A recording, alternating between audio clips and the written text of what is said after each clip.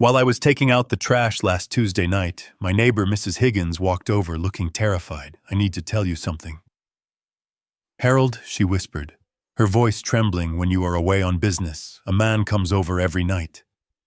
So I installed a hidden camera and pretended to leave for Chicago at exactly 11 p.m. What I saw on the screen made my blood boil, because they were not just in my bed, they were opening my safe. Before I tell you how I made them pay, let me know where you are watching from in the comments below. Hit like and subscribe if you have ever had to cut a toxic person out of your life. My name is Harold. I am 69 years old, and until 3 nights ago, I thought I was living the perfect retirement. I built a logistics empire from a single truck in Detroit to a fleet that covers all of North America. I spent 40 years fighting unions, navigating hostile takeovers, and surviving recessions. I thought I knew what sharks looked like, but it turns out the most dangerous. Sharks do not swim in the ocean. They sleep in your bed and eat at your dinner table. It was a Tuesday night, a typical cold November evening in Connecticut. The kind of damp cold that seeps into your bones and reminds you that you are getting older. I had just finished watching the market close reports, and Linda, my wife of 10 years, had gone up to bed early, complaining of a migraine. Linda is 58, 11 years my junior. Beautiful in a way that requires a lot of maintenance and money. She had been distant lately, but I chalked it up to the changing seasons, or perhaps my own snoring. I grabbed the garbage bags from the kitchen. The house was silent. The marble floors echoed under my slippers. It is a large house, 5 bedrooms for just 2 people. Too much space, really, but Linda insisted on the colonial estate in Greenwich. She said it signaled status. I walked out to the curb, the cold air hitting my face like a slap. The streetlights were dim, casting long shadows across the manicured lawns. That was when I heard the click of garden shears. It was 11 at night. Who prunes hydrangeas at 11 at night? I turned and saw Mrs. Higgins standing by the hedge that separates our properties. She is a widow, 72 years old, the kind of woman who knows exactly when the mailman arrives and which neighbor is late on their HOA fees. Usually I avoid her, but tonight she waved me over urgently. "Harold, come here," she hissed, glancing toward my house as if the windows had ears. I walked over, gripping the cold plastic of the trash bag. Mrs. Higgins looked pale underneath the street lamp. "Listen, I have debated telling you this for a month." She started wringing her gloved hands. "I know you think I am just a busybody, but I like you, Harold. You are a good man. You do not deserve to be played for a fool." My stomach tightened. That specific instinct I used to get before a deal went south flared up. "What are you talking about, Martha?" I asked, keeping my voice low. She took a breath. "When you go on those consulting trips to Chicago or Florida, about 15 minutes after your town car leaves, a red Mustang pulls up. Not in the driveway, but down the street. The man walks to your side door. He has a key, Harold. He stays until 3 or 4 in the morning. I felt a physical blow to my chest, a key. A red Mustang, I tried to rationalize it. Maybe it was a delivery, a contractor. But at 3 in the morning with a key, Mrs. Higgins grabbed my arm through my jacket. "He was there last week when you were in Boston. He was there 2 days ago when you went to the golf tournament." "I am sorry." "Harold, but you needed to know." I stared at her, trying to maintain my composure. The CEO mask slipped back into place. "Thank you, Martha," I said, my voice sounding robotic even to my own ears. "I appreciate you telling me." I turned and walked back up the driveway. My legs felt heavy. The house loomed over me, dark and silent, a fortress that had been breached from the inside. I walked into the kitchen and locked the door. My hands were shaking, not from fear, but from a cold, calculated rage. I poured myself a glass of water and stood in the dark, looking up at the ceiling, toward the master bedroom. Linda was up there, sleeping soundly. Or maybe she was pretending. Just like she had been pretending to love me. I did not storm upstairs. I did not wake her up to scream and shout. Screaming is for amateurs. Amateurs get emotional. Professionals get evidence I needed to be a professional. The next morning, I sat at the breakfast table reading the Wall Street Journal, just as I had done for a decade. Linda came down wearing her silk robe, looking refreshed. "Good morning, darling," she said, pouring herself coffee and kissing me on the cheek. Her lips felt like ice. "How is your head?" I asked, not looking up from the paper. "Much better," she smiled. "Harold, before I forget, are you still going to Chicago this weekend for that board meeting?" I paused, taking a sip of my black coffee. I had not planned on going anywhere, but the opportunity had just presented itself. "Yes," I said, folding the newspaper. "Actually, there is a crisis with the merger. The partners need me there by Friday morning. I will probably be gone until Monday." Her eyes lit up for a fraction of a second before she masked it with a pout. "Oh, that is a shame. I was hoping we could go to brunch. But business is business, right?" "Right," I said. "Business is business."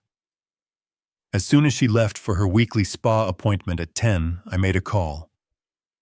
Not to the police and not to a divorce lawyer. I called Russo, my old head of security from the company. Russo retired 2 years ago, but for the right price he still does private consultations. I told him I needed a full sweep and installation, and I needed it done in 3 hours while the lady of the house was getting a mud wrap. Russo arrived in an unmarked van with 2 technicians. I paid them $5,000 in cash, no receipts, no paper trail. "I want eyes everywhere," I told him. The bedroom, the living room, the kitchen, and Russo put one inside the wall safe behind the painting. "The safe?" Russo asked, raising an eyebrow. "That is where the money is, isn't it?" I replied. We installed micro cameras the size of a pinhead. One went into the eye of the teddy bear that sat on the armchair in our bedroom. A bear I had bought her for Valentine's Day, the irony was not lost on me. Another went into the smoke detector in the hallway. And the most important one was drilled discreetly into the interior frame of my wall safe, giving a clear view of the contents. By the time Linda returned from the spa, the house looked exactly as she had left it. Russo and his team were ghosts. I was sitting in the study packing my briefcase. "You are leaving already?" she asked, leaning against the door frame, looking disappointed. "The car is here," I said. Standing up, I kissed her goodbye. It was the hardest thing I have ever had to do, smelling her expensive perfume, feeling her hand on my arm, and knowing it was all a lie. "Call me when you land," she said, waving from the porch as my car pulled away. I watched her in the rearview mirror until she was just a small speck. She did not look like a wife, missing her husband. She looked like a lottery winner, holding the ticket. I did not go to the airport. I had the driver take me to the Marriott downtown about 5 miles away. I checked into a suite on the top floor. I set up my laptop on the desk and poured myself a double shot of scotch. Neat. It was 8 p.m. The feed from the cameras was crisp and clear, night vision. Enabled audio synced, I felt like a voyeur in my own life. For 3 hours, nothing happened. Linda watched TV. She ate a salad, she drank 2 glasses of wine. I began to wonder if Mrs. Higgins was wrong. Maybe the man was just a gardener she had seen during the day. Maybe my paranoia was getting the best of me. The clock ticked closer to 11. My heart was hammering against my ribs, distinct and painful. At 10:58, my phone buzzed with a motion alert from the driveway camera. A car pulled up down the street just out of view of the main Ring doorbell, but visible to the long-range lens Russo had mounted in the tree. It was a red Mustang, a late model, flashy loud, the kind of car a young man drives when he wants to look rich but has no equity. A man stepped out. He looked young, maybe late 20s. He was wearing a tight t-shirt that showed off gym muscles and ripped jeans. He walked to the side door with the confidence of an owner. He didn't knock. He pulled a key from his pocket and unlocked the door. The timestamp on the video read 11 p.m. Exactly. I switched the view to the kitchen camera. Linda was already standing there waiting. She was wearing that red silk nightgown, the one she told me was too uncomfortable to sleep in, so she rarely wore it. She didn't kiss him. Instead, she handed him a glass of wine roughly. Finally, she said, "Do you know how hard it is to act like a doting wife when that old fossil is breathing down my neck?" My grip on the Scotch glass tightened so hard I thought it would shatter. Old fossil. Is that what I was to her? A checkbook with a pulse. The man laughed, taking the wine. He had a voice that grated on my nerves, arrogant and nasally. "Relax, babe. Tyler is here to save the day." "Did he sign the papers?" "Not yet." Linda sighed, pacing the kitchen floor. "He is stubborn, Tyler. He says his lawyer needs to review everything first. He is old, but he is not senile yet. We need to push harder." Tyler slammed his glass down on the granite island. "We do not have time, Linda. The investors are breathing down my neck. If I do not get that $50,000 by Monday, I am dead meat. And you are going down with me. Remember who helped you cook the books on your little boutique business." I leaned closer to the screen, my breath caught in my throat. This wasn't just an affair. This was blackmail. This was financial fraud. They walked out of the kitchen, and I switched the camera feed to the master bedroom. They didn't go to the bed. They went straight to the painting on the wall, the one that hid my safe. "Open it," Tyler commanded. Linda hesitated, looking at the door. "He is not coming back, right? He is in Chicago." "Linda, open the damn safe," Tyler snapped, raising his hand as if to strike her. She flinched. That flinch told me everything. This was a toxic, parasitic relationship, and my wife was trapped in the middle of it, but she was willing to salsy out to save herself. She punched in the code. My birthday, how original. The heavy steel door clicked open. I switched the camera view to the interior of the safe. The lens was wide angle, capturing their greedy faces, illuminated by the safe's internal light. They weren't looking for cash or jewelry. They were looking for the blue folder. "Here it is," Linda whispered, pulling out a thick document stack. "This is the power of attorney and the medical conservatorship draft. I practiced the signature, just like you showed me." Tyler snatched the papers from her, scanning them frantically. "Good," he muttered. "If we can get a doctor to sign off on his mental decline, this grants you full control over his assets. We can liquidate the portfolio, transfer the deed to the house, and dump him in a state facility by Christmas." I felt a coldness spread through my veins that was absolute and terrifying. They were not just planning to steal from me, they were planning to erase me. A conservatorship meant I would lose the right to my own money, my own home, even my own freedom. They wanted to paint me as dementia-ridden, incompetent, and lock me away while they had spent my life's savings.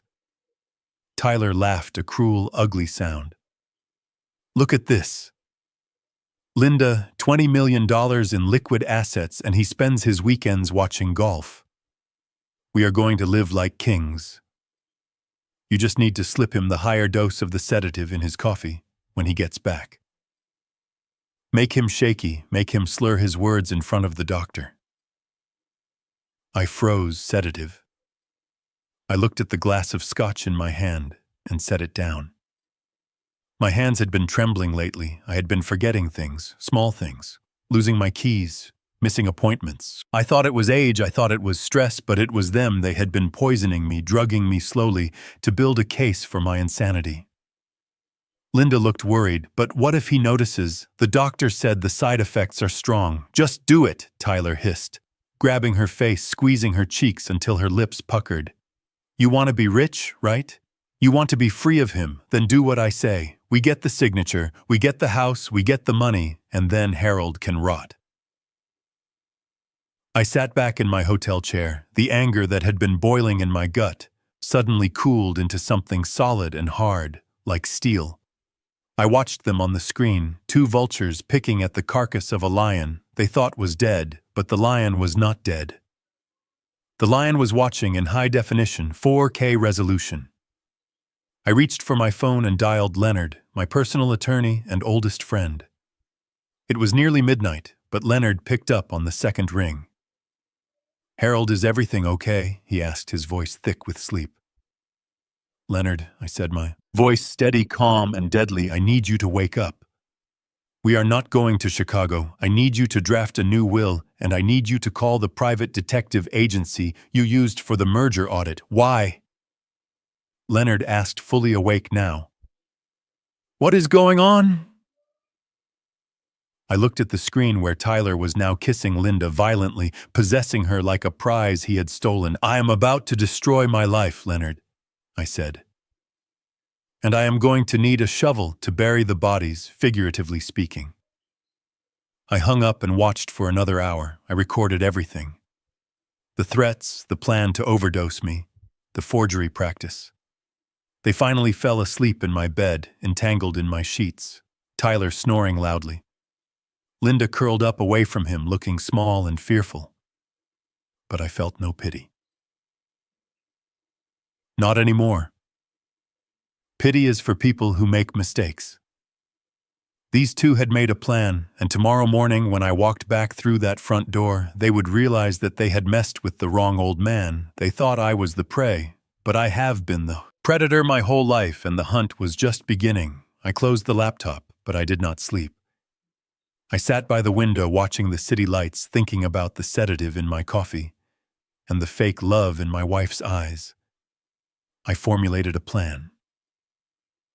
A plan that would not just stop them, but would crush them. It would require me to play the role of a lifetime. I would have to be the senile old fool they wanted me to be. I would let them think they were winning, right up until the moment the trap snapped shut and I pulled my car into the driveway at exactly 9 in the morning on Thursday. The house stood silent and imposing against the gray sky. To anyone passing by, it looked like the perfect sanctuary of a wealthy retired couple. But I knew better. It was a stage set for a crime, and I was about to walk in and play the lead role in my own tragedy. Before I opened the car door, I checked my reflection in the rearview mirror. I took a deep breath and let my shoulders slump. I relaxed my facial muscles until my jaw hung slightly loose. I practiced a tremor in my right hand. I was no longer Harold the CEO, who terrified board members. I was Harold the confused old man who needed a caretaker. I unlocked the front door and stepped inside. The smell of bleach hit me instantly. It was sharp and chemical, barely masking the scent of stale cologne that I knew belonged to Tyler. They had been cleaning, erasing him. Linda was in the kitchen chopping fruit. When she saw me, she didn't smile. She dropped the knife. The clatter echoed loudly on the marble floor. Her eyes went wide, not with love, but with the panic of a child caught stealing from the cookie jar. "Harold," she stammered, wiping her hands on her apron. "You are back. I thought you were in Chicago until Monday. Why are you here so early?" I let my eyes wander around the room, unfocused. I blinked slowly, as if trying to process her words. "Chicago," I asked, my voice raspy and weak. I stared at her with a vacuous expression. "Linda, I didn't go to Chicago. I went to the grocery store." "Didn't I?" Linda walked over to me slowly, studying my face like a hawk looking for a mouse. "Harold," she said, her voice dropping to that patronizing tone one uses for toddlers. "You left for Chicago 2 days ago. Do you remember? You packed your suitcase. You kissed me goodbye. You have been gone for 48 hours. I furrowed my brow, feigning intense confusion. 2 days, I repeated, looking down at my hands. But I am wearing the same clothes. I feel like I just left. She put a hand on my shoulder. Her touch was cold. "Oh, Harold," she sighed, shaking her head. "It is happening again. You are losing time. Dr. Stevenson warned us about this. You go into these fugue states and you forget whole days. Come sit down. You look exhausted." I allowed her to lead me to the armchair. Inside my chest, my heart was pounding with a mixture of rage and adrenaline. The gaslighting had begun. She was rewriting reality in real time, trying to make me doubt my own sanity. If I didn't have the camera footage on my phone proving I had been at the Marriott for 2 days, I might have actually believed her. She was that good. As I sat down, I noticed something on the Persian rug near the fireplace. A dark red stain. Merlot. I remembered watching Tyler spill his wine on the monitor the night before. I pointed a shaking finger at it. "Linda," I asked, "what happened to the rug? Who spilled wine?" Linda didn't even look at the stain. She looked at me with pity. "Harold, darling, you spilled that wine last week. Don't you remember? We had a fight about it. You got so angry you threw the glass." I stared at her. The lie was so bold, so effortless. Last week I had been in London for a consultation. I hadn't even been in the country. But the old Harold, the sharp Harold, would have pulled out his itinerary and proven her wrong. The new Harold just looked down at his feet, ashamed. "I did," I whispered. "I don't remember getting angry." She knelt beside me, taking my hand. "That is the problem, Harold. You get violent and then you forget. It is getting dangerous. For both of us." I felt a bile rise in my throat. She was planting the narrative of violence. If I ended up dead or locked away, she would tell everyone I had become aggressive. It was a masterclass in manipulation. I pulled my hand away, pretending to be overwhelmed. "I need some water," I said, standing up shakily. I walked to the kitchen counter and placed my leather wallet next to the fruit bowl. I made sure she saw me do it. I went to the sink and filled a glass of water, taking my time counting to 20. I heard the softest rustle of fabric behind me. When I turned back, the wallet was gone. I looked around the counter, moving the fruit bowl. Linda was watching me from the doorway, her arms crossed. "What are you looking for, Harold?" she asked. "My wallet," I said, patting my pockets. "I just put it here, right next to the apples." She laughed, a short, cruel sound. "Harold, your wallet is not there. You probably left it in the car. You always leave it in the car these days." "No," I insisted, letting my voice rise a little. "I put it right here. I know I did." She walked over and grabbed my arm, her nails digging into my skin. "Stop it, Harold. Stop making things up. You are hallucinating again. Go check the car." I walked out to the car, playing along. I checked the passenger seat. Nothing. I came back inside. "It is not there, Linda." She sighed loudly, rolling her eyes. "Check the refrigerator." "The refrigerator?" I asked. "Why would my wallet be in the refrigerator?" "Because that is where you put the TV remote last Tuesday. Just check it." I opened the stainless steel door of the refrigerator. There, sitting next to the carton of milk, was my brown leather wallet. The cold air from the fridge hit my face, but it was nothing compared to the chill in my spine. She had moved it while my back was turned. It was a classic trick, simple but effective. It was designed to make me feel like my brain was firing blanks. I took the wallet out and held it up. My hands trembling for real this time, not from acting, but from the sheer effort of holding back my anger. "I found it," I whispered, looking at her with wide, fearful eyes. "I don't know how it got there." "I know," she said soothingly, taking the wallet from me. "It is okay. I will hold on to this for now. You can't be trusted with credit cards anymore. Not after you tried to buy that boat online yesterday." I hadn't tried to buy a boat. But I knew better than to argue. I just nodded, defeated. "I am tired, Linda. I think I need to lie down." She smiled. A predator's smile. "That is a good idea. Go upstairs. I will bring you your afternoon tea. And your medicine. You missed 3 doses while you were wandering around thinking you were in Chicago." I climbed the stairs, slowly gripping the banister, like an old man clinging to life. Every step was a battle. I wanted to turn around, run back down, and scream the truth in her face. I wanted to tell her I knew about Tyler. I knew about the safe. I knew about the plan to declare me incompetent. But I couldn't. Not yet. I needed them to get confident. I needed them to think I was broken. I went into the bedroom. The bed was made perfectly. The sheets were crisp. But I knew Tyler had been sweating in them 6 hours ago. I sat on the edge of the bed and looked at the clock on the nightstand. It read 2 p.m. I frowned.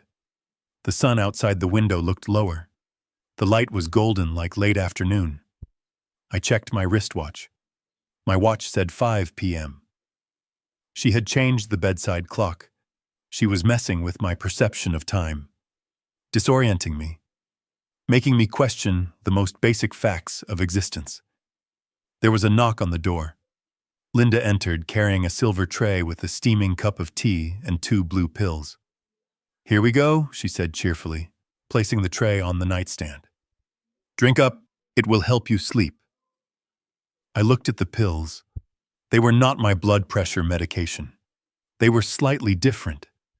A different shade of blue. Probably the heavy sedatives Tyler had mentioned. "Thank you, Linda," I said meekly. I reached for the cup. My hand shook so badly that tea sloshed over the side onto the saucer. "Careful," she snapped, losing her patience for a split second before recovering. "Here, let me help you." She held the cup to my lips. I took a small sip, holding the liquid in my mouth. It tasted bitter, metallic. I swallowed a tiny amount and coughed, pretending to choke. "Water." I gasped, pointing to the bathroom. "I need water." She sighed, annoyed, and turned to walk into the ensuite bathroom to get a glass of tap water. In that 3-second window, I poured the tea into the soil of the potted ficus plant next to the bed and hid the pills under the mattress.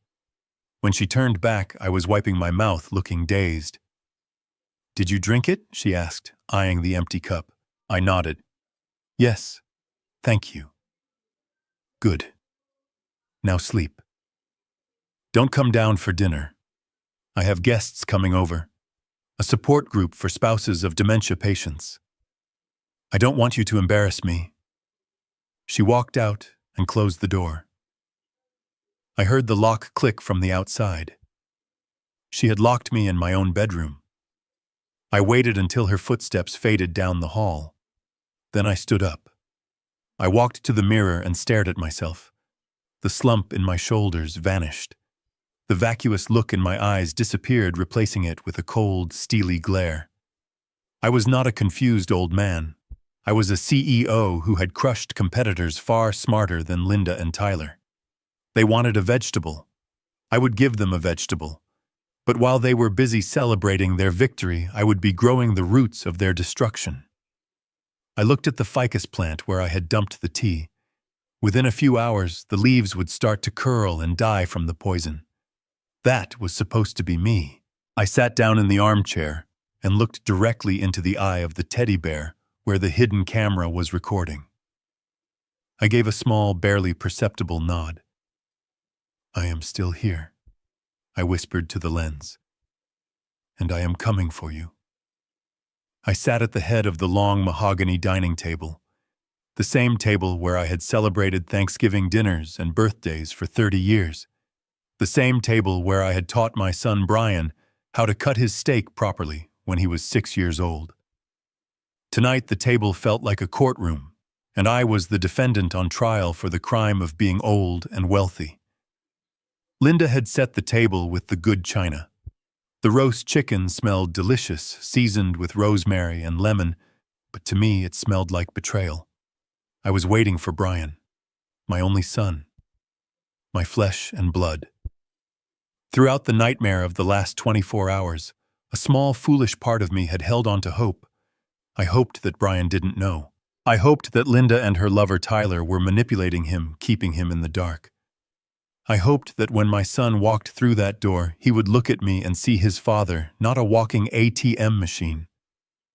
At 6:30 sharp, the front door opened. I heard Brian's heavy footsteps in the hall. He walked into the dining room. He looked terrible. He is 32 years old, but tonight he looked older. His face was pale and there were dark circles under his eyes.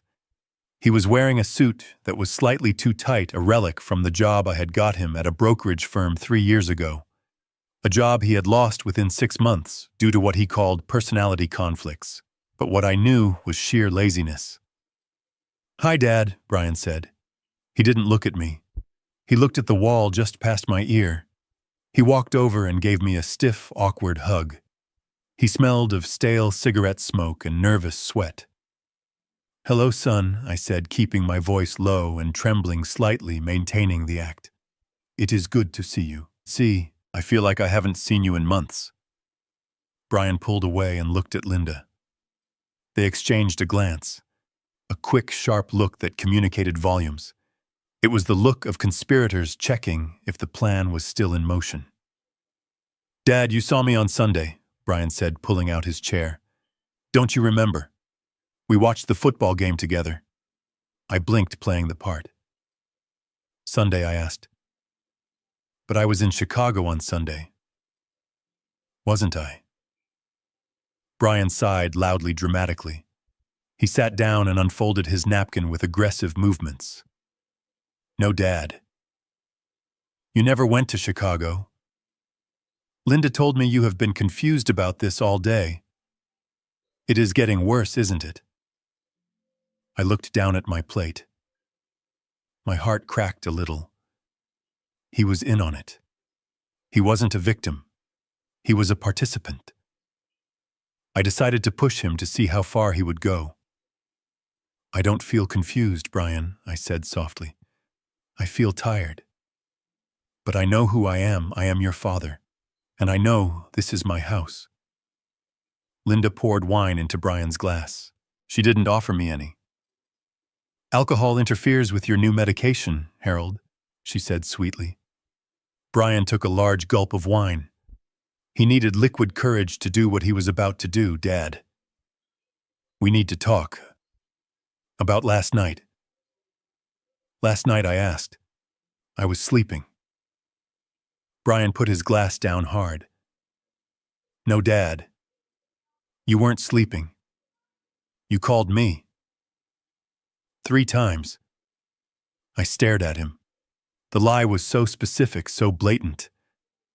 I had not called him. My phone had been in my pocket the entire time I was at the hotel watching the security feed. "I called you," I asked, feigning innocence. "What did I say?" Brian leaned forward. His hands were shaking. "You were rambling, Dad. You were screaming about snakes in the walls. You said there were men coming to steal your teeth. You were crying, Dad. It was terrifying. I almost called 911, but Linda said she had it under control." I looked at my son. I remembered holding him when he had a fever as a toddler. I remembered paying for his first car. I remembered bailing him out of debt when his restaurant business failed. I had always been his safety net. And now he was weaving a net to trap me. Snakes in the walls, men stealing my teeth. He was painting a picture of severe psychosis. He was building the case for a judge. I don't remember that," I stammered, letting my hand shake as I reached for my water. "That doesn't sound like me." "It is you now," Harold, Linda interjected, cutting her chicken with surgical precision. "This is the new reality, and we can't ignore it anymore. Brian and I have been talking. We are worried about your finances. Here it comes, the pivot from health to money. It is always about the money." Brian reached into his briefcase, which he had placed by his feet. He pulled out a thick document bound in a blue folder. It looked identical to the one I had seen Tyler holding in the safe. "Dad," Brian said, his voice cracking slightly. "You made some bad transfers yesterday. You tried to send $50,000 to a Nigerian prince email scam. The bank flagged it." I clenched my jaw so hard my teeth hurt. I had done no such thing. They were inventing financial incompetence to go along with the mental decline. "I did not," I said, allowing a flash of old anger to seep through before tamping it down. "I know how to spot a scam, Brian. I built a company worth millions." "You did, Dad. In the past, Brian said, pushing the folder across the table toward me. But right now, you are vulnerable. Linda and we just want to protect you. We want to make sure no one takes advantage of you. I looked at the folder. The title page read, Irrevocable Living Trust Amendment and Transfer of Trusteeship. It wasn't just a power of attorney. It was a complete handover. If I signed this, Brian and Linda would become the sole trustees of my entire estate. They would control every dime. I would have to ask them for permission to buy a pack of gum. What is this? I asked, touching the paper as if it were hot. It is just a safety measure, Brian said quickly. It gives me and Linda temporary control to manage the investments while you get better. Once you are well again, we transfer it back. I promise. Temporary. The most dangerous word in the English language. Nothing is as permanent as a temporary government program or a temporary transfer of power to a greedy relative. I need to read it, I said, reaching for my reading glasses. Linda reached out and gently took the glasses from my hand. Oh, Harold, don't strain your eyes. It is standard legal jargon. We already had your lawyer review it. My lawyer, Leonard. I knew for a fact Leonard had not seen this. If Leonard had seen this, he would have set fire to it. Brian picked up a pen. A Mont Blanc pen I had given him for his graduation. He clicked it open. Just sign it, Dad. Please. For me. So I don't have to worry about you waking up and losing everything. I looked at Brian's face. He was sweating. Beads of perspiration were forming on his upper lip. He looked terrified. Not terrified for me. Terrified of something else. Why are you rushing me, Brian? I asked. Is there something wrong? No, he snapped too loud. Nothing is wrong. Why do you always have to make everything difficult? Just sign the damn paper. The outburst hung in the air. The mask of the concerned son had slipped, revealing the desperate debtor underneath. I looked down at the table. My hand brushed against my napkin, and I deliberately knocked my fork onto the floor. It clattered loudly. I am sorry, I mumbled, ducking my head. I am so clumsy. I bent down to pick up the fork. Under the table, I saw Brian's leg bouncing nervously. But I saw something else. His phone was sitting on his thigh, face up. The screen lit up with a notification. It was a text message. The font was large enough for me to read in the dim light. It was from a contact saved as T-Rex. I knew that had to be Tyler. The message read, Did the old bag sign it yet? We are running out of time. The sharks want their money by midnight. I sat back up slowly, placing the fork on the table. The sharks. Loan sharks. So that was it. Brian wasn't just greedy. He was in deep. He had gambled again, or made another bad investment, and now he owed money to dangerous people. He was selling his father to save his own skin. The realization hit me harder than any physical blow. My son was not just a disappointment. He was a traitor. He was willing to declare me insane, willing to strip me of my dignity, willing to lock me away in a facility just to pay off a gambling debt. I felt a coldness settle in my chest. It was the death of affection, the death of fatherhood. In that moment, Brian ceased to be my son. He became a liability, a hostile entity. I can't sign this tonight, I said, my voice surprisingly steady. What do you mean you can't sign it? Linda hissed, dropping her fork. I mean... My hand, I said, holding it up. I made it shake violently. I can't hold the pen. Look at me. I am having a spell. I need to lie down. Brian stood up, knocking his chair over. Dad, stop acting. Just grab the pen and make an X. It doesn't have to be perfect. I stood up, leaning heavily on the table. I feel dizzy. I think I need to go to the bathroom. I shuffled toward the door. Brian moved to block me. He looked ready to grab me physically, to force the pen into my hand. His eyes were wild. "Let him go, Brian," Linda said, her voice sharp. "If he signs it while he is having a spell, the notary might question it. We will do it in the morning, when he is lucid." Brian looked at Linda, then at me. He looked like he wanted to scream, but he stepped aside. "Fine," he spat. "Morning." "But first thing in the morning, Dad. No excuses." I walked past him. I could smell his fear. It smelled sour. I went into the powder room and locked the door. I turned on the faucet to mask any sound. I looked at myself in the mirror. I did not see a victim. I saw a man who had just been given the final piece of the puzzle. They were desperate. Brian had a deadline of midnight. That meant tonight they would be frantic. Tonight they would make mistakes. I pulled my phone from my pocket. I had a text from Leonard. "Documents ready. The trap is set." I looked at the door. Beyond it, my wife and son were likely arguing, probably panicking about the deadline. They thought they were waiting for morning to claim their prize. They didn't know that morning would bring their judgment day. I turned off the water.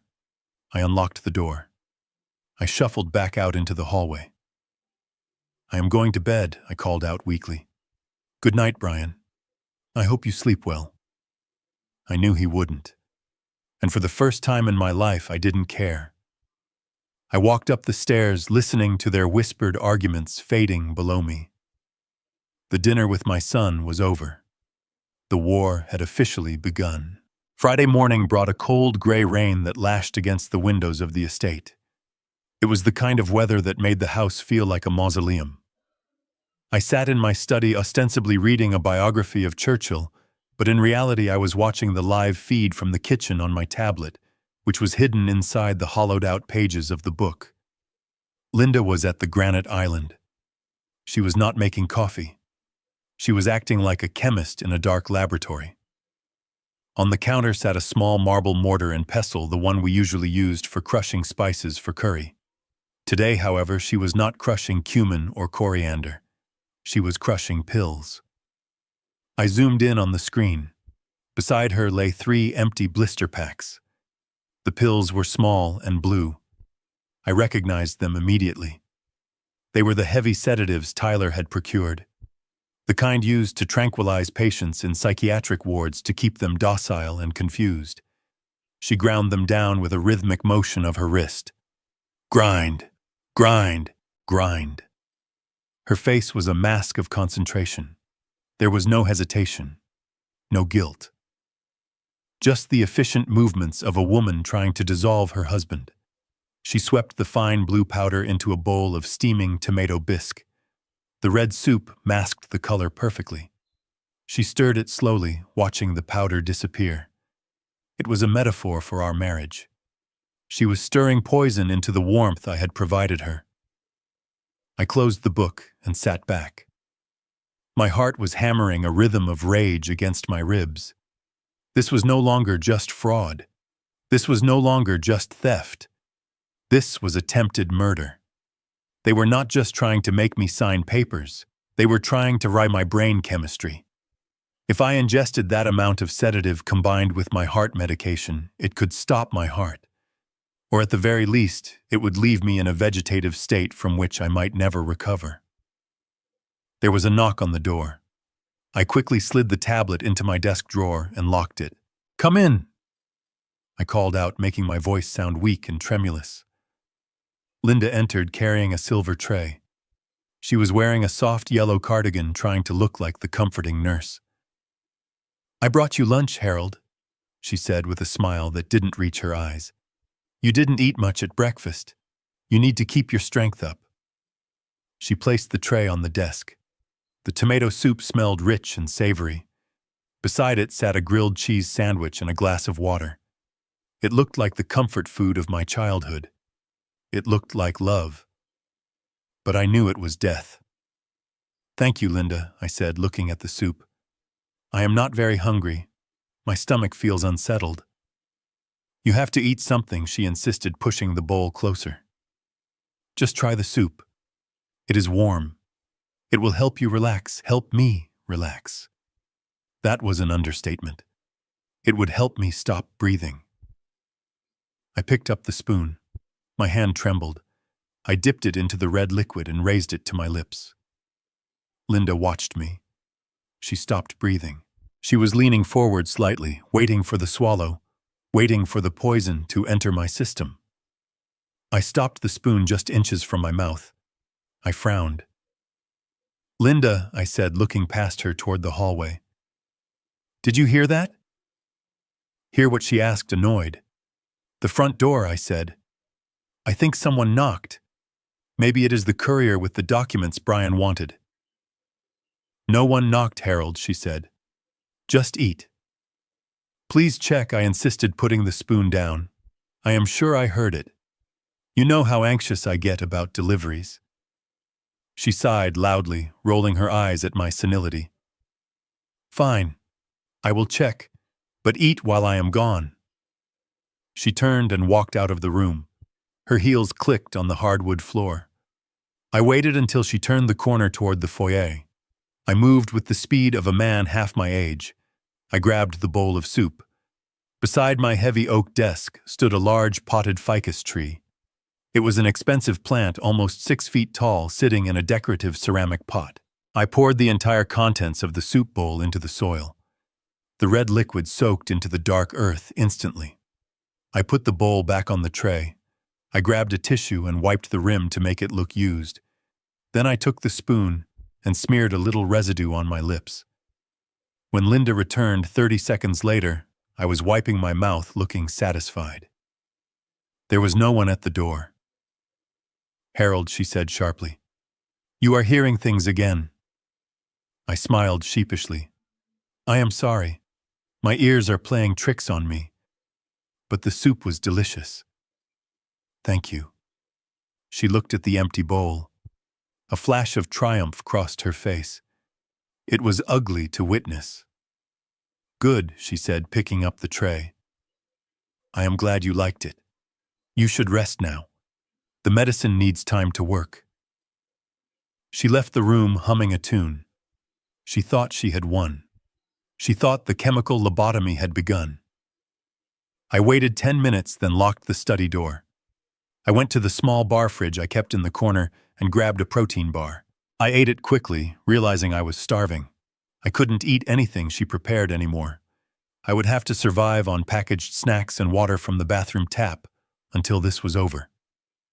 That afternoon, while Linda was in the shower, I made my move on the medicine cabinet. I had prepared for this. Earlier in the week, when I first suspected the gaslighting, I had gone to a pharmacy 2 towns over. I had bought a bottle of high-potency vitamin B12 and a bottle of niacin. The pills were almost identical in size and shape to my heart medication and the sedatives she was swapping in.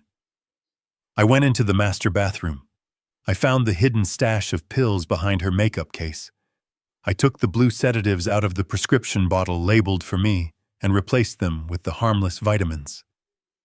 I did the same with my heart medication, which she had replaced with sugar pills. I put my real heart medication in a hollowed-out flashlight in my nightstand. From this moment on, every time she forced a pill down my throat, thinking she was weakening me, she would actually be giving me a vitamin boost. I almost laughed at the irony. They were trying to kill me, but they were going to make me the healthiest man in the county. But for the plan to work, I had to sell the effects. I had to become the madman they wanted to see. That evening, I came down to the living room. Tyler was there. He had stopped hiding. He was sitting on my sofa, drinking my scotch, acting like the lord of the manor. When I walked in, he didn't even stand up.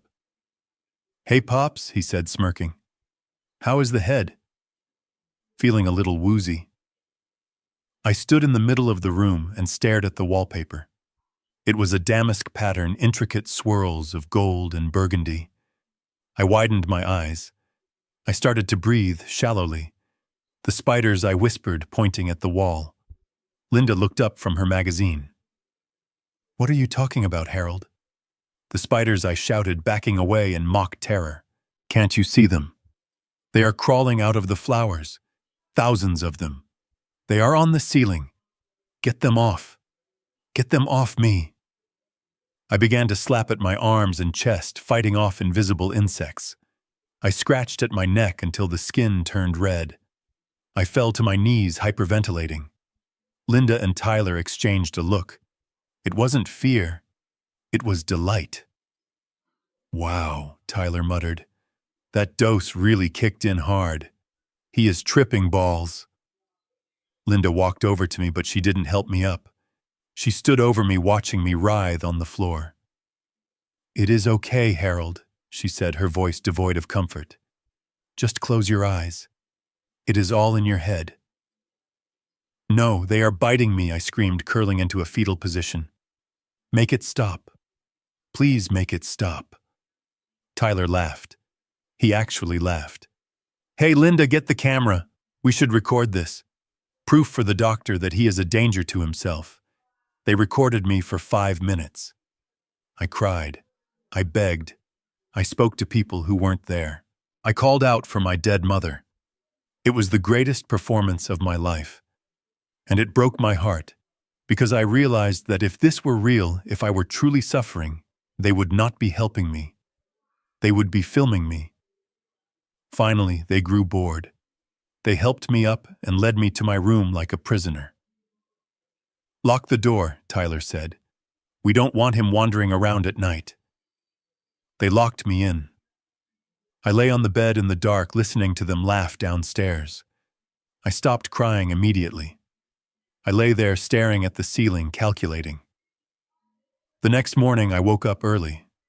I unlocked the door with the spare key I had taped under the mattress and crept down to the study. I went straight to the ficus tree. The reaction had been faster than I expected. The lush green leaves had turned a sickly yellow. The tips were brown and curled. The plant was drooping, dying from the toxic chemical soup I had poured into it yesterday. I took a photo of the dying plant with my phone. This was evidence, physical proof of the toxicity of the substance they had fed me. If that soup could kill a 6-foot tree overnight, imagine what it would have done to my kidneys, my liver, my brain. I looked at the dead plant and felt a cold kinship with it. It had taken the bullet for me. I heard footsteps upstairs. The vultures were waking up. I quickly retreated to the kitchen, grabbed an apple, and sat at the table staring blankly at the wall, waiting for them to find me. Today was the day. Today I would sign the papers. Today I would give them exactly what they wanted, so that tomorrow I could take everything they had. It was 2 a.m. on Saturday when the email finally arrived. The house was quiet in that heavy, suffocating way that only happens when there are 3 people under one roof who are all lying to each other. I was locked in my study, pretending to be asleep in the leather armchair, my reading glasses askew on my nose just in case Linda unlocked the door to check on me. But I was wide awake. The tablet in my lap glowed with the blue light of the encrypted message I had been waiting for. It was from the private investigator agency Russo had recommended. The subject line was simple: "The Red Mustang." I took a deep breath. I knew whatever was inside this file would change everything. I tapped the screen and the file opened. The first thing I saw was a mugshot. It was him. The man sleeping in my guest room. The man who had been eating my food, drinking my scotch, and trying to poison my soup. But the name under the photo was not Tyler. The name printed in bold block letters was Gary Slavens. I scrolled down, reading the summary with the cold detachment of a CEO reviewing a hostile takeover bid. Gary Slavens was 34 years old, not 28 as he had told Linda. He was born in Trenton, New Jersey. His criminal record was longer than the grocery list Linda made every week. Grand larceny, identity theft, fraud, and 2 counts of elder abuse in the state of Florida. I paused at the term elder abuse. A chill went down my spine that had nothing to do with the drafty window. This was not his first rodeo. This was his profession. I read the detailed case notes from Florida. 5 years ago, Gary had romanced a 70-year-old widow named Beatrice in Sarasota. He had met her at a grief support group, He claimed to be a financial advisor. Within 6 months, he had moved in. Within 8 months, he had isolated her from her children, claiming they were only after her money. Within a year, Beatrice was in a state-run nursing home destitute and confused, while Gary disappeared with her life savings and her vintage Mercedes. I looked at the photo of Gary again. In the mugshot, he looked smug. He had the eyes of a shark. Dead. Black. Hungry. He didn't see women like Beatrice or Linda as human beings. He saw them as bank vaults that just needed the right combination of compliments and fear to crack open. But the report got worse. The investigator had dug into his current financials. It turned out Gary was not investing in cryptocurrency as he had told Linda. He was gambling. High-stakes underground poker games in Atlantic City and backroom parlors in Queens. And he was bad at it. Very bad. According to the report, Gary owed a staggering sum to a syndicate based in New York. $500,000. $500,000. The debt had been accruing interest at a rate that would make a loan shark blush. And here was the kicker. The deadline for payment was next Tuesday. I sat back in my chair and let that information sink in. Next Tuesday. That was 3 days away. Everything suddenly clicked into place. The urgency, the pressure on Linda, the desperate attempt to drug me into submission. They weren't just greedy. They were terrified. Gary was a dead man walking. If he didn't come up with $500,000 in 72 hours, the people he owed money to would not send a collection agency. They would send a cleaner. This explained why they couldn't wait for the slow process of a natural decline. They needed me incompetent now. They needed the power of attorney now. They needed to sell the house to a cash buyer immediately to pay off his debt. I looked at the transcript of text messages the investigator had intercepted. Seeing my wife's name on the screen made my stomach turn, but I forced myself to read. Message from Gary to Linda sent yesterday at noon. Did the old fossil drink the soup yet? We are running out of time, babe. My investors are getting impatient. Message from Linda to Gary. He ate it. He is acting crazy seeing spiders. I think it is working. Just promise me we will go to Italy when this is over. Just you and me. Message from Gary to Linda. Of course, babe. Italy. Paris. Wherever you want. Just get the signature. And then I saw a message Gary had sent to a number labeled Vinny, likely the bookie or the enforcer. Message from Gary to Vinny. Relax. I have a whale on the hook. $5 million in real estate. The wife is eating out of my hand. I will have your cash by Wednesday morning. Just don't send the boys to the house. I put the tablet down. My hands were shaking, but this time it was not from fear or acting. It was pure, unadulterated rage. He was using my wife.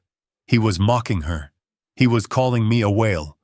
And he was bringing the threat of violent mobsters to my front door. But amidst the rage, I saw the opportunity. Desperation is a cologne you can smell from across the room, and Gary reeked of it. A desperate man makes mistakes. A desperate man takes shortcuts. And a desperate man is easily manipulated if you know what he is afraid of. Gary wasn't afraid of the police. He had been to prison before. He was afraid of Vinny. He was afraid of a broken kneecap or a bullet in the head. That fear was my leverage. I looked at the clock. It was almost 3 a.m. I had 3 days. 3 days to turn their panic against them. I needed to make them believe that they were winning. I needed to make them believe that the house sale was a done deal. I needed to lead them right to the edge of the cliff and then step aside and let gravity do the rest. I opened a new email window and began to type a message to Leonard, my lawyer. Leonard, the situation has escalated. The hostile party is leveraged by organized crime debt. Deadline is Tuesday. We move the timeline up. Prepare the fake buyer for the house.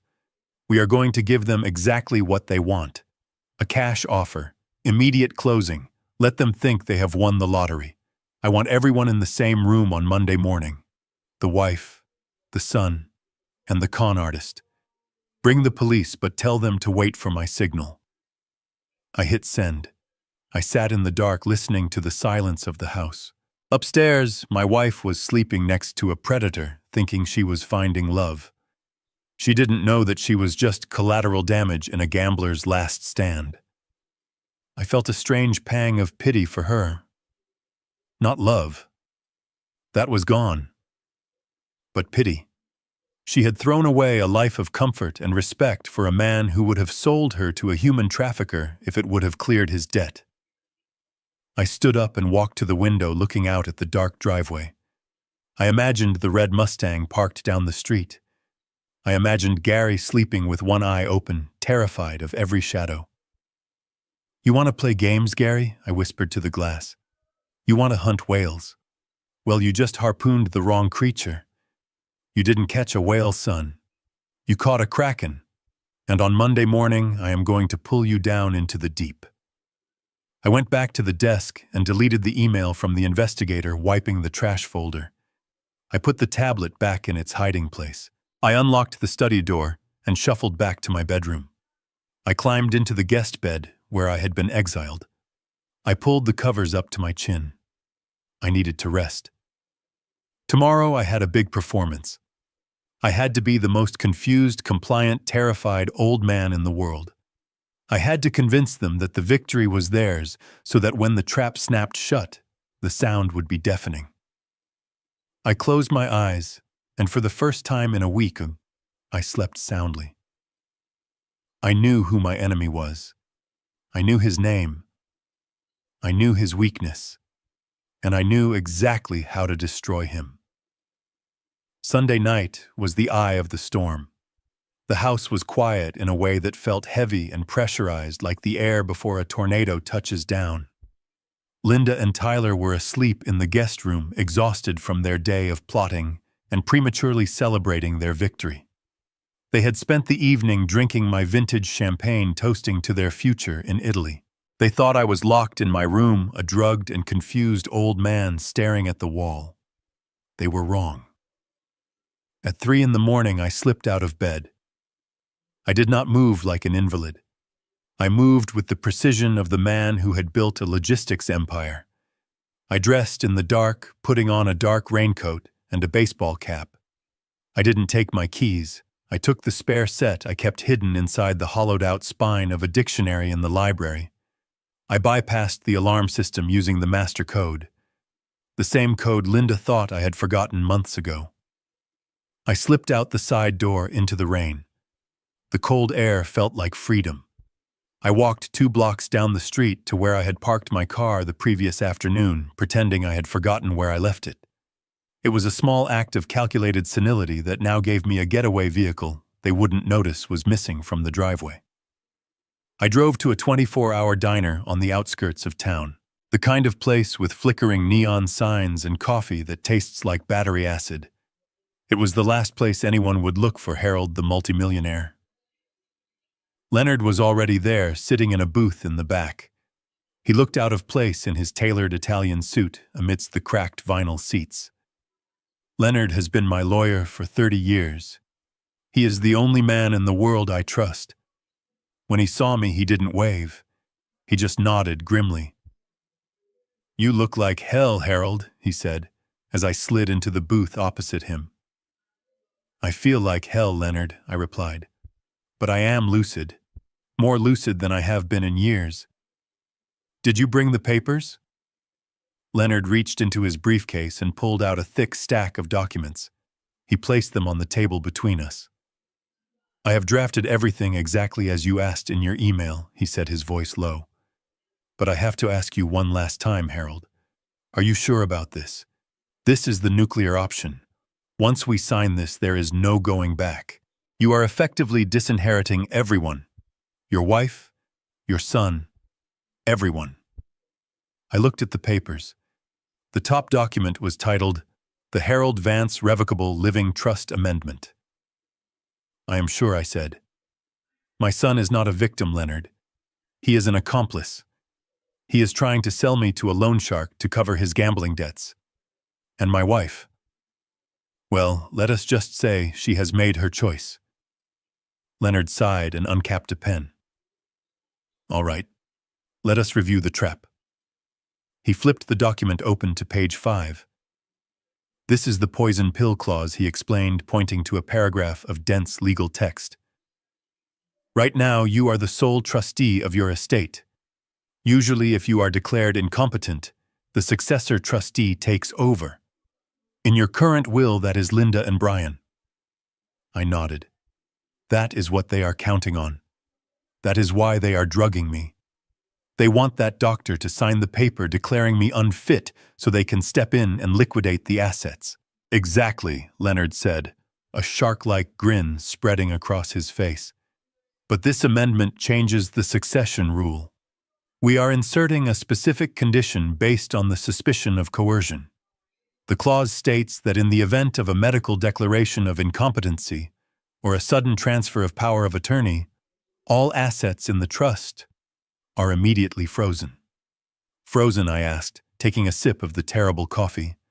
Frozen, Leonard confirmed. But here is the beautiful part.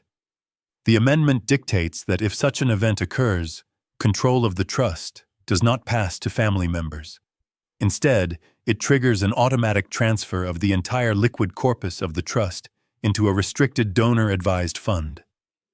The beneficiary of that fund is the National Veterans Foundation. I smiled. It was perfect. I had served in the Navy before I started my business. It felt right. So let me get this straight, I said, leaning in. If they drag me to a doctor on Monday and get him to say I am crazy, or if they force me to sign that power of attorney, the moment they try to access the bank accounts, the money vanishes. Leonard finished. The accounts will be locked. The bank will receive an automatic notification of the trust trigger. Linda and Brian won't be able to withdraw a dime. They won't be able to sell the house. They won't even be able to pay the electric bill.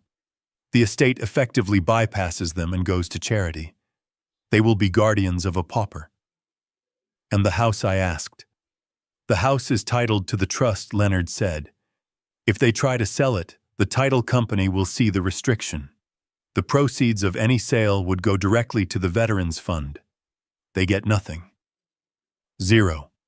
It was a masterpiece of legal engineering. It used their own weapon against them. The harder they tried to prove I was crazy, the faster they would lose the money they were trying to steal. But we have a problem, Leonard said, his expression turning serious again. The timing. The loan shark deadline is Tuesday. They are desperate. If they find out about this trust, they might get violent. They might try to force you to sign a revocation. Or worse. They won't find out, I said. Not until it is too late. That is why we need the second part of the plan. The fake buyer.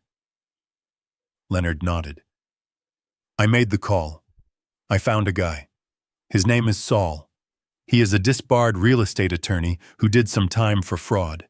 He is looking to make a quick buck. He looks the part. Flashy suit, loud watch. He will play the cash buyer perfectly. Good, I said. I want him at the house on Monday morning at 10 a.m. Tell him to be aggressive. Tell him to offer $5.2 million. Cash. Closing in 24 hours. Leonard raised an eyebrow. That is a dream offer. It is too good to be true. That is the point, I said. Gary is desperate. He needs a miracle. When a drowning man sees a life raft, he doesn't check for holes. He just grabs it. If we offer him a quick exit, he will take the bait. He will be so focused on the money that he won't notice the police cars waiting down the street. I took the pen from Leonard. My hand did not shake. I signed my name at the bottom of the amendment. Harold Vance. The signature was strong and bold. I handed the papers back to Leonard. File these immediately when the courthouse opens on Monday, I said. Make sure the timestamp is recorded. I want this to be ironclad. Leonard put the papers back in his briefcase. Consider it done. Be careful, Harold. You are going back into a snake pit. I stood up, buttoning my raincoat. I am not afraid of snakes, Leonard. I used to eat snakes for breakfast in the boardroom. I drove back to the house in the rain. The adrenaline was fading, replaced by a cold, hard resolve. I parked the car down the street and walked the rest of the way, slipping back through the side door. I crept upstairs. The house was still silent. I went into the bathroom and splashed cold water on my face. I looked at my reflection. The eyes staring back were tired, but they were clear. I went back to the guest room and lay down. I needed to sleep for a few hours. I needed to recharge. Because tomorrow the curtain would rise on the final act. Tomorrow I would introduce Gary and Linda to the buyer of their dreams, and I would watch with a smile as they signed their own arrest warrants. The trap was set. The bait was hooked. All I had to do now was wait for the sharks to bite. The storm outside had passed, leaving behind a silence so deep it felt heavy. I was lying in the guest room bed.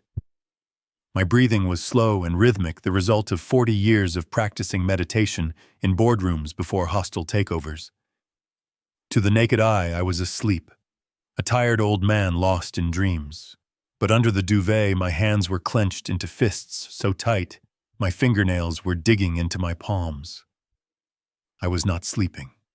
I was waiting. It was 3 a.m., the witching hour. I heard the floorboard in the hallway creak. It was the third board from the top of the stairs, the one that always announced visitors. I didn't move. I didn't change the cadence of my breath. I kept my eyes closed, trusting my other senses, which seemed to have sharpened in the darkness. The door handle turned slowly. It was a faint metallic click. The door drifted open. I smelled him before I heard him. Stale cigarette smoke, cheap cologne, and the metallic tang of fear sweat.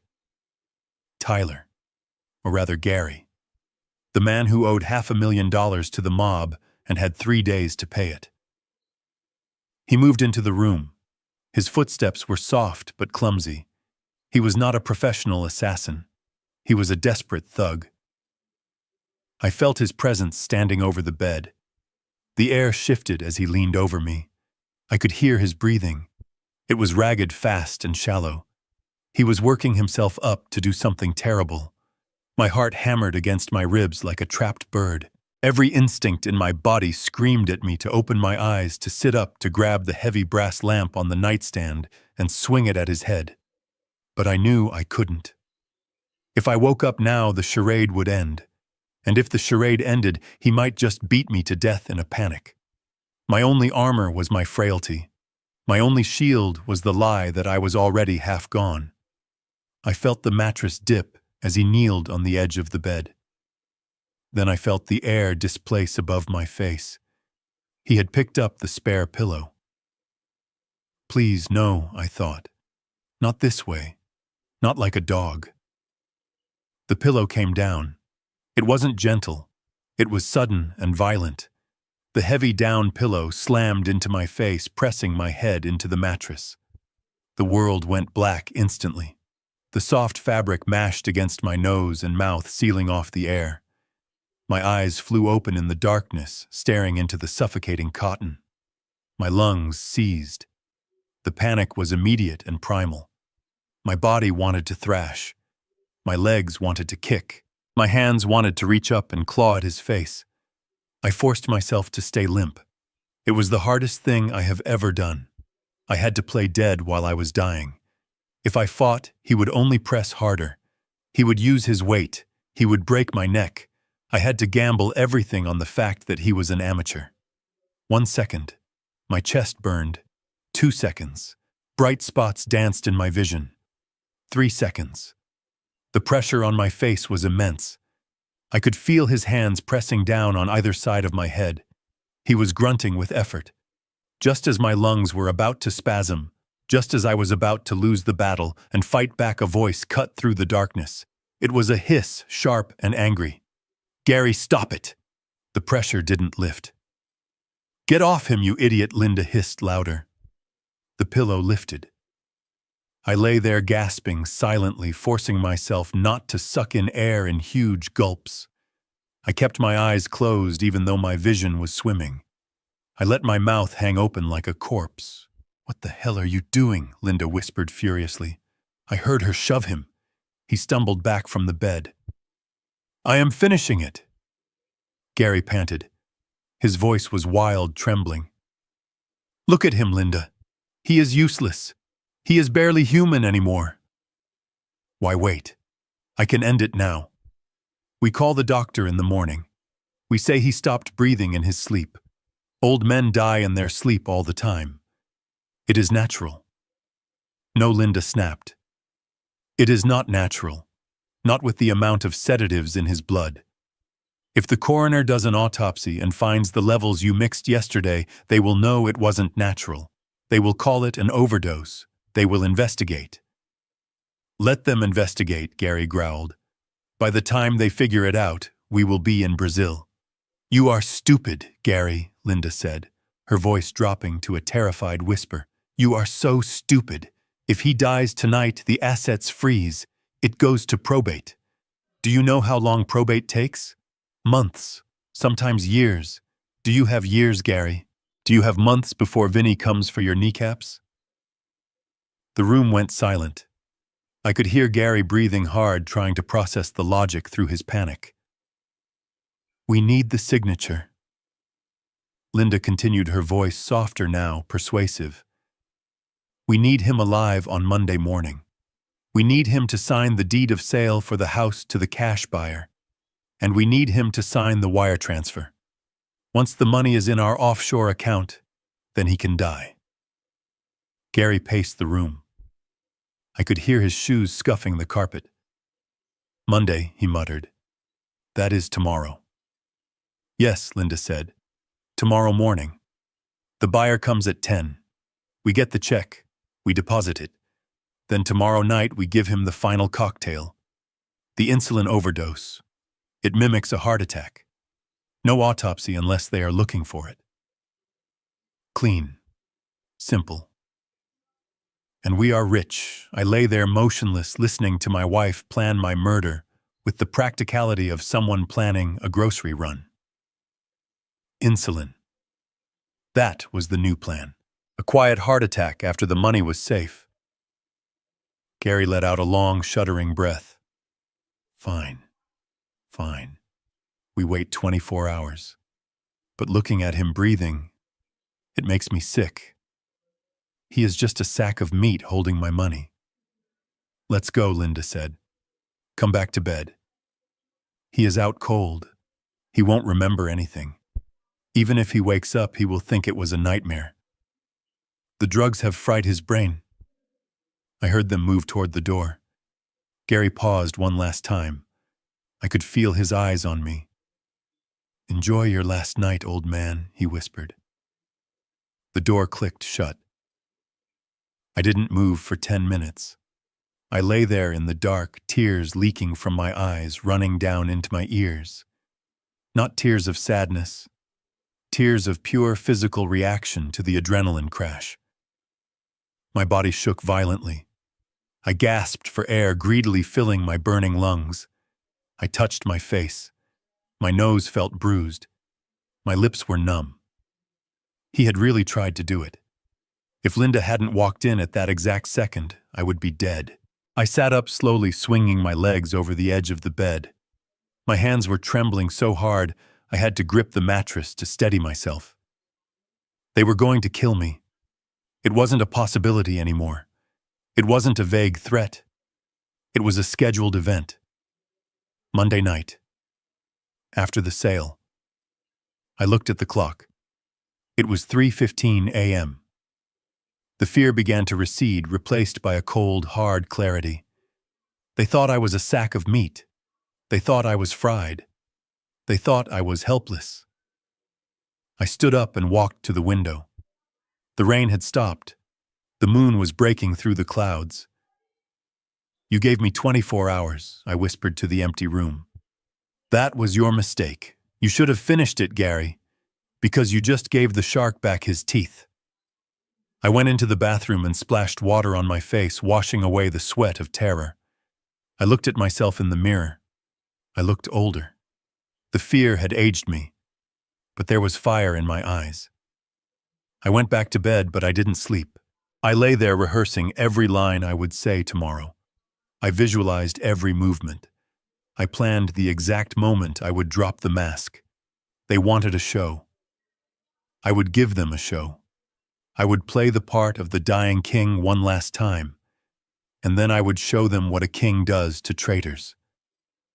Monday morning was coming, and I was ready for war. Monday morning arrived with a deceptive brightness. The sun streamed through the bay windows of the living room, illuminating dust motes dancing in the air. To an outsider, it looked like a celebration. There were fresh flowers on the coffee table. A platter of expensive pastries sat untouched on the sideboard. Linda had even put on classical music. Vivaldi, The Four Seasons. It was the soundtrack of my life. I had listened to it while closing deals in Tokyo and London. Now it was the soundtrack to my own orchestrated demise. I stood at the top of the stairs, gripping the banister. My hand was steady, but before I took the first step, I deliberately relaxed my muscles. I let my shoulders slump. I allowed my mouth to hang slightly open.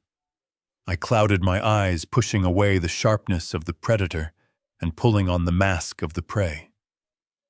Today I was not Harold the CEO. Today I was Harold the confused geriatric, the burden, the obstacle that needed to be removed. I shuffled down the stairs. My slippers scuffed against the wood. Linda was waiting at the bottom. She was wearing a white dress. It was too cheerful, too bright. She looked like a nurse in a psychiatric ward from a 1950s movie. "Good morning, darling," she cooed, reaching out to take my arm. Her grip was firm. Too firm. It was not a caress, it was a restraint. "Look who is here to visit. We are having a little party." She led me into the living room. The cast of characters was assembled. First there was Brian sitting on the edge of the sofa, nervously tapping his foot. He looked nauseous. He couldn't meet my eyes. He was staring at this carpet, probably calculating how much of my money would be left after he paid off his gambling debts. Then there was Tyler, or Cousin Oliver, as he was being introduced today. He was wearing a suit that didn't fit him properly. The jacket was too tight across the shoulders, straining against his gym muscles. He had combed his hair back and put on wire-rimmed glasses, trying to look intellectual. He looked like a wolf trying to wear a sheep costume that was 3 sizes too small. And finally, there was the notary, a man Linda introduced as Mr. Sykes. He was a small, sweaty man with a comb-over and a briefcase that looked like it had seen better days. I knew his type immediately. He was not a reputable official. He was a stamp for hire. The kind of notary you find in the back of a strip mall who doesn't ask questions as long as the cash envelope is thick enough. "Harold, look," Linda said, guiding me to the armchair. "Cousin Oliver came all the way from Ohio to see you. Isn't that nice?" I squinted at Tyler. I leaned forward, invading his personal space. I smelled the fear on him. It smelled like cheap mints and old sweat. "Oliver," I asked, my voice cracking perfectly. "We don't have a cousin Oliver. My sister didn't have any children. She died in 74. Tyler cleared his throat. He looked at Linda for help. "I am from the other side, Uncle Harold," he said, his voice tight. "Aunt Margaret's side." "Margaret," I repeated, looking confused. "Margaret hated Ohio. She said it smelled like corn and sadness. Why would you live there?" Mr. Sykes, the notary, looked at his watch. He tapped the face of it impatiently. "Mrs. Vance, we are on a tight schedule. I have another appointment at 11. Linda squeezed my shoulder hard. Her nails dug into my flesh through my cardigan. "Harold, stop rambling. Oliver is here to help us with some paperwork. Remember, we talked about this. The nice man wants to buy the house. And Oliver is going to help manage the money so you don't have to worry about bills anymore." She pushed me down into the chair. The table in front of me was covered in documents. I recognized them immediately. The power of attorney, the deed of sale, the revocation of previous wills. It was the trifecta of betrayal. Brian stood up and walked over. He picked up a pen. A Mont Blanc. My Mont Blanc. The one I had used to sign the merger with Logistics International 10 years ago. Seeing it in his sweating hand made my blood boil. "Just sign here, Dad," Brian said, thrusting the pen at me, right next to the blue flag. I looked at the paper. The letters swam before my eyes, not because I couldn't see, but because I refused to focus. I looked up at the ceiling. "It is cold in here," I complained, wrapping my arms around myself. "Why is it so cold, Linda? Did you turn off the heat to save money?" "We have money, you know. I worked very hard for it." "It is 72 degrees, Harold," Linda hissed through her teeth. "Just sign the paper. I want my sweater," I said, pouting like a child. "The blue one. The one with the buttons." Tyler slammed his hand down on the armrest of the sofa. "Just sign the damn paper, old man." The room went silent. The mask of the polite nephew had slipped. Tyler realized his mistake immediately. He forced a smile that looked more like a grimace. "I mean, Uncle Harold? Please, we just want to get this done so we can have cake." Linda bought cake. "Don't you want cake?" I looked at him with wide, fearful eyes. I shrank back into the chair. "Why are you yelling Oliver? You look like the man from my dreams, the one with the pillow." Linda gasped. She shot a look at Tyler that could have peeled paint off the walls. She knew exactly what I was talking about. Tyler turned pale.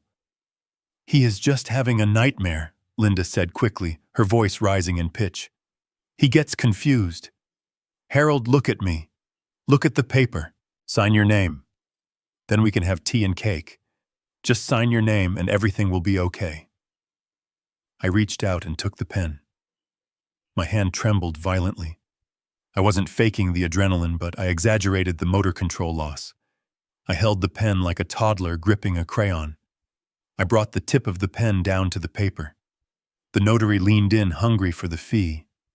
Linda leaned in, hungry for the freedom. Tyler leaned in, hungry for the payoff. I let the pen slip. It slid from my fingers and skittered across the document, leaving a long, jagged line of black ink across the page. It fell onto the floor and rolled under the sofa. "Oops," I said, innocent as a lamb. I dropped it. Tyler made a noise in his throat like a growling dog. He dropped to his knees to retrieve the pen. Brian put his face in his hands. Linda grabbed a napkin and dabbed at the ink mark. "It is fine," she said, her voice shaking with suppressed rage. "It is just a smudge. The signature line is still clear. Give him the pen back, Oliver." Tyler shoveled the pen back into my hand. "Hold it tight," he whispered in my ear, "or I will break your fingers." I gripped the pen. I looked at the signature line. Harold J. Vance. That was my legal name. That was the name on my bank accounts. That was the name on the deed. That was the name on my passport. I took a deep breath. I let my hand hover over the paper. I started to write. I wrote slowly, painfully. The loops were shaky. The letters were uneven. H, R, O, L, D. "Good," Linda whispered. "Keep going. A, T, H, U, R." I saw Brian frown. He leaned closer. "V, A, N, C, E." I finished with a flourish, putting a period at the end. "There," I said, dropping the pen on the table. I did it. "Can I have cake now?" Linda snatched the paper up. She didn't even look at it. She just saw ink on the line. She handed it to the notary. Witnessed, Mr. Sykes said, stamping it quickly. He didn't check the ID. He didn't check the name. He just wanted to get out of there.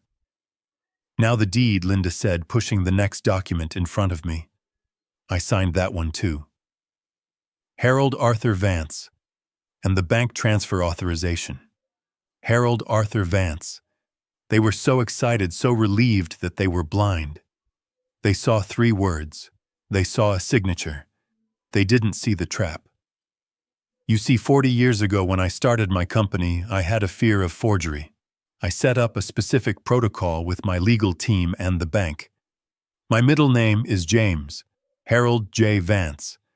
But on my birth certificate, which nobody ever looks at, my middle name is actually Arthur. I hated the name Arthur. I never used it. But I told the bank explicitly, if you ever receive a document signed Harold Arthur Vance, it means I am under duress. It means I am being coerced. It is a silent alarm.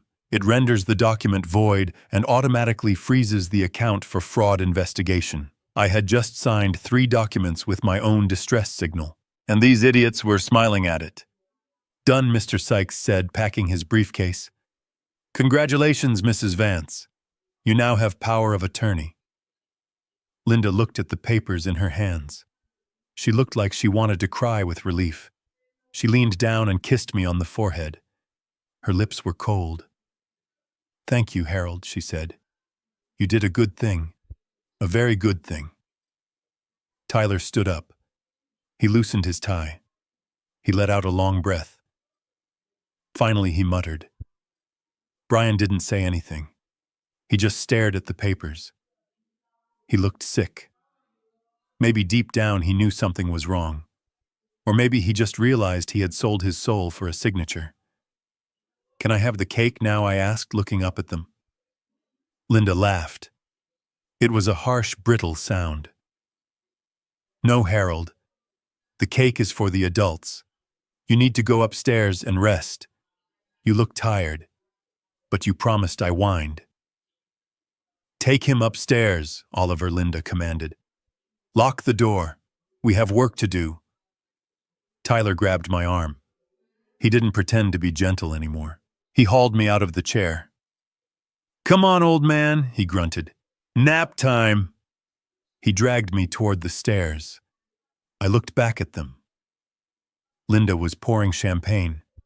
Mr. Sykes was counting a stack of cash she had handed him. Brian was staring out the window. They were celebrating their victory. They were toasting to their wealth. I let Tyler drag me up the stairs. I stumbled on purpose, making him carry my weight. You are heavy, he muttered, pushing me into the bedroom. He threw me onto the bed. Stay here, he said, and don't make a sound. If I hear one peep out of you before tomorrow morning, I will come back in here with that pillow. And this time Linda won't be here to stop me. He slammed the door. I heard the lock click. I lay on the bed and listened to his footsteps fading. I waited a moment, then I smiled. A real, genuine smile. Enjoy the champagne, Linda, I whispered. Because when you try to cash those checks tomorrow morning, the only thing you are going to get is a pair of handcuffs. I rolled over and pulled the blanket up. I closed my eyes. I had signed my name. I had sealed their fate. Now all I had to do was wait for the bank to open. Tuesday morning broke with a sky as clear and hard as a diamond. At 8:30 in the morning, Linda and Tyler left the house. They were dressed for success. Linda wore a Chanel suit that I had paid for, and Tyler wore a silk tie that he had probably stolen. They carried a briefcase containing the signed documents, the deed of sale to the fake buyer, and the wire transfer authorization signed by the confused old man, Harold Arthur Vance. They locked my bedroom door from the outside before they left. Tyler yelled through the wood, telling me to stay put and be a good boy until they got back with the cake. I listened to the front door slam. I listened to the engine of the red Mustang roar to life. I listened to the silence that followed. And then I stopped pretending. I stood up from the bed. My knees did not shake. My back did not hunch. I walked to the door. I didn't need to force it. I reached into the vent cover near the floorboards, where I had hidden a spare key 3 years ago. I unlocked the door and stepped out into the hallway. The house felt different. It no longer felt like a prison. It felt like my kingdom again. I walked to the master bedroom. It smelled of them. It smelled of betrayal. I stripped off the pajamas I had been wearing for 3 days. I went into the shower and scrubbed my skin until it was red, washing away the feeling of Tyler's pillow on my face, washing away the humiliation of the soup, washing away the act. I shaved. I combed my hair back. I put on my best charcoal gray suit. I tied my tie with a perfect Windsor knot. I put on my gold cufflinks. I looked in the mirror. The old man was gone. The CEO was back. I walked downstairs to my study. I opened the humidor and took out a Cohiba Bahaik, a cigar I had been saving for a special occasion. I poured myself a glass of Macallan 25. I sat in my leather chair behind my massive oak desk. I put my feet up on the wood. I lit the cigar and watched the blue smoke curl up toward the ceiling. I checked my watch. It was 9:15. They would be arriving at the bank right about now. At the First National Bank downtown, the scene was playing out exactly as I had choreographed it. I knew this because I had spent an hour on the phone with Mr. Henderson, the bank manager, the previous night. Mr. Henderson was a good man. He had managed my accounts for 20 years. When I told him about the signature protocol, he was horrified, but he was ready. I could imagine it perfectly. Linda and Tyler walking into the lobby, projecting confidence but vibrating with anxiety. Tyler would be looking over his shoulder, watching for Vinny's enforcers. Linda would be clutching the briefcase too tightly. They would ask to see Mr. Henderson. They would present the papers. The deed of sale showing a cash influx of $5 million from the fake buyer Saul, and the transfer order moving that money plus the existing $3 million in my savings into an offshore account in the Cayman Islands. Mr. Henderson would smile. He would invite them into his glass-walled office. He would offer them coffee. He would take the papers and say he just needed to verify the signatures. And that is when the trap would spring. Because the signature on those papers was not Harold J. Vance. It was Harold Arthur Vance. To the uneducated eye, it looked like a formal variation. But in the banking system, it was a code red. It was a silent scream. It meant I am being held hostage or I am acting under duress. Mr. Henderson would type the name into the system. The screen would flash red. A silent alarm would be triggered, notifying the fraud department and the local police precinct. But Mr. Henderson would not panic. He would look up over his glasses and say something like, "There seems to be a slight system delay due to the size of the transfer. It will just be a moment." He would leave the room. He would lock the door electronically from the outside. And Linda and Tyler would sit there drinking free coffee, staring at the clock, watching the minutes tick away closer to their doom. Back at the house, I heard the front door open. It was Brian. He was late. He wasn't part of the bank run. His job was to come over and babysit me to make sure I didn't burn the house down while they were gone. I took a puff of my cigar and waited. I heard his footsteps on the stairs. He went to the guest room. I heard him try the handle. Locked. "Dad," he called out. "Dad, are you awake?" Linda said you were sleeping. I didn't answer. I heard him panic slightly. "Dad, open the door." He rattled the handle. Then he turned and ran down the hall, checking the other rooms. I swiveled my chair around, so I was facing the door of the study. Brian ran down the stairs. He burst into the study, his face pale, his breathing heavy. "Dad, I can't find—" He stopped. He froze in the doorway. He was expecting a frail, confused old man in pajamas cowering in a corner. Instead, he saw his father, dressed in a $3,000 suit, holding a cigar, a glass of scotch on the desk, eyes clear, sharp, and colder than a winter ocean. "Hello, Brian," I said. My voice was deep and steady. No tremor, no slur. Brian stared at me. His mouth opened and closed like a fish on a dock. "Dad," he whispered. "What? Why are you... You are smoking?" Linda said the doctor said. "Linda says a lot of things," Brian, I interrupted. "Linda says I am senile. Linda says I am incompetent.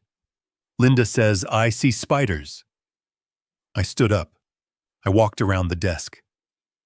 Brian took a step back. He looked terrified. "But the most interesting thing Linda said," I continued advancing on him, "is that you agreed to help her kill me." Brian's knees gave out. He literally collapsed onto the nearest chair. "No, Dad." He stammered, tears springing to his eyes. "No, never.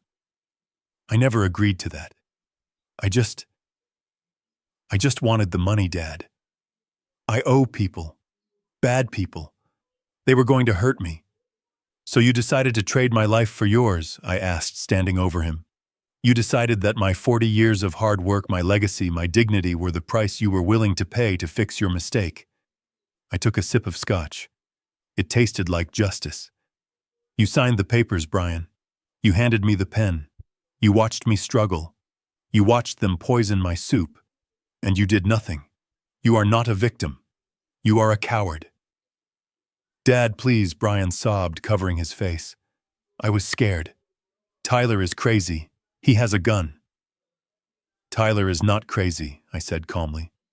"Tyler is a con artist named Gary Slavens, and right now Gary is having a very bad day."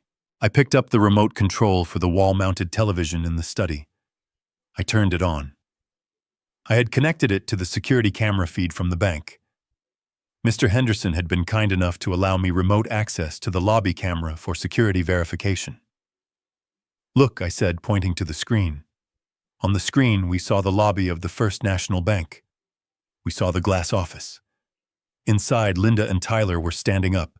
They were pounding on the glass. They had realized the door was locked. Tyler was throwing a chair against the wall. Linda was screaming, but we couldn't hear her. Then we saw the main doors of the bank burst open.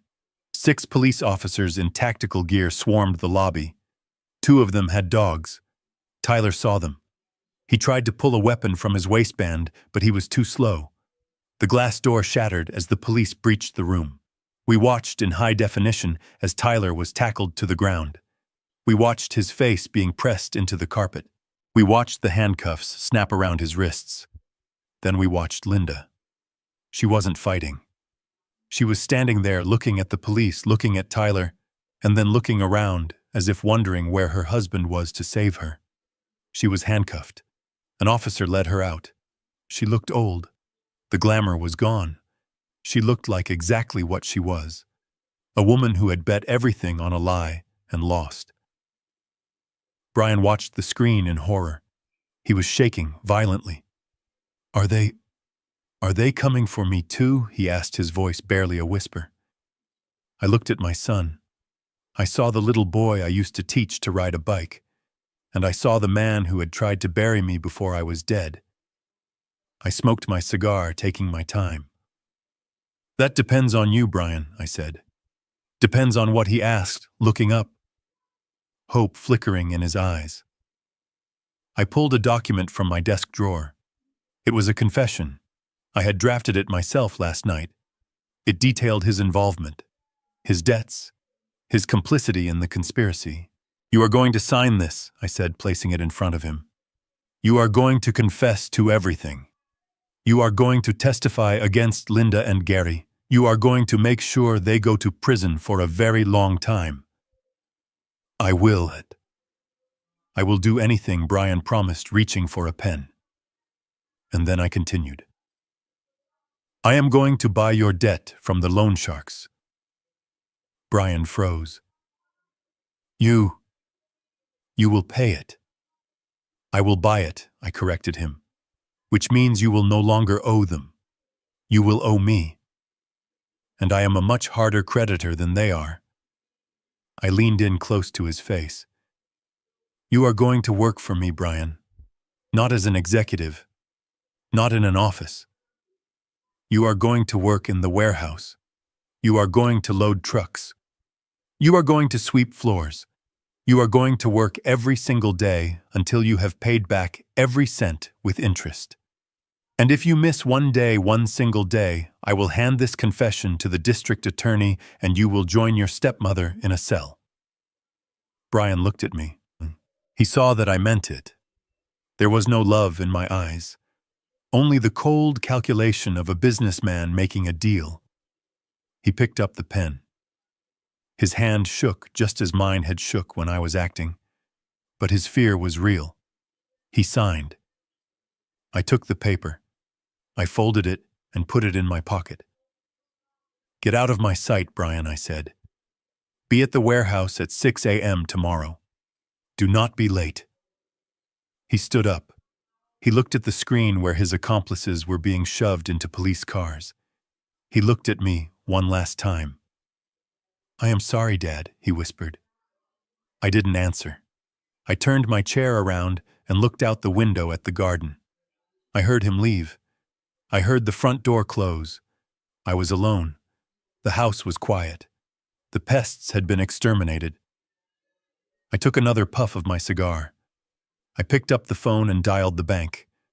Mr. Henderson answered on the first ring. "It is done, Mr. Vance," he said. "They are in custody. The account is secure."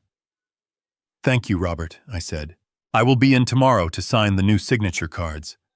And Robert, "Yes, sir. From now on, let us stick to Harold J. Vance. I think Harold Arthur has caused enough trouble for one lifetime." I hung up. I sat there for a long time watching the smoke drift in the sunlight. I had won. But as I looked around the empty room, I realized that victory has a taste, and it does not taste like champagne. It tastes like ash. But ash is better than poison, and being alone is better than sleeping with the enemy. I finished my drink. I stood up. It was time to call the real estate agent. I had a house to sell, and a life to restart. The county jail smells like bleach and desperation.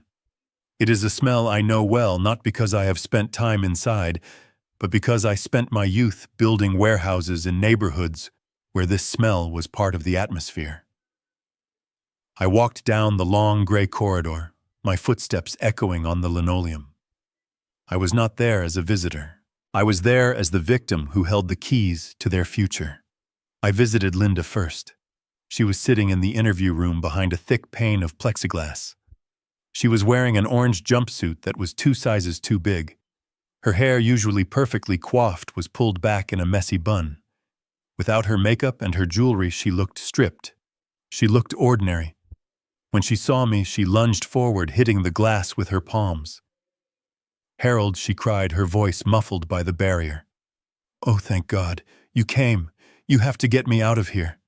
It was all a mistake. Tyler forced me. He threatened me, Harold. I did it to save you." I sat down slowly. I placed my hands on the metal table. I looked at her. I looked for the woman I had married 10 years ago. I looked for the laughter. I looked for the warmth. All I saw was a stranger who had tried to erase me. "Stop talking, Linda," I said quietly. My voice was amplified by the small speaker, but it was cold. She froze. Her eyes darted around. "Harold, please. I need a lawyer, a real lawyer. The public defender they gave me is an idiot. He says I am looking at 15 years. 15 years sounds about right," I said. "Attempted murder, fraud, conspiracy. It adds up." "But I am your wife," she pleaded, tears streaming down her face. "Doesn't that mean anything?" "It means everything," I replied. "It means you were the one person in the world who was supposed to protect me, and instead you mixed poison into my soup. I saw the video, Linda. I saw you grinding the pills. I saw you smile when I ate it." She stopped crying. The mask fell. She looked at me with pure hatred. "You were supposed to be old," she spat. "You were supposed to be weak. Why couldn't you just die, Harold? You have lived long enough." I stood up. I didn't feel anger. I felt relief. The parasite was finally gone. My lawyer filed for divorce this morning, I said. You get nothing. The prenuptial agreement is ironclad in cases of infidelity and criminal activity. Goodbye, Linda. I hope you learn to like the color orange. I walked out, leaving her screaming my name. I didn't look back. I walked to the next interview room. This was the one I was dreading. Brian was sitting at the table. He wasn't handcuffed, but he looked like he was in chains. His head was in his hands. When I entered, he looked up. His eyes were red and swollen. He looked like a terrified little boy. "Dad," he whispered. I didn't sit down. I pulled a tablet from my briefcase and placed it on the table. "Watch," I said. I pressed play. It was a video from the hidden camera in the kitchen. It was from 2 nights ago. It showed Tyler holding a syringe. "We should just inject him now," Tyler said on the screen. "Get it over with." And then Brian's voice. My son's voice. "Just make it look like an accident," Brian said on the video. "I don't want to know the details. Just get it done so we can get the money." Brian watched the video. He turned pale. He looked like he was going to be sick. I turned the tablet off. "That is you, Brian," I said. "That is my son giving permission for his father to be murdered." "Dad, I was scared." Brian sobbed. I didn't mean it. I silenced him with a raised hand. "I am not going to put you in prison, Brian." Brian looked up, hope flooding his face. You aren't." "No," I said. "Prison is too easy for you. In prison you get a bed. You get food. You get to sit around and feel sorry for yourself.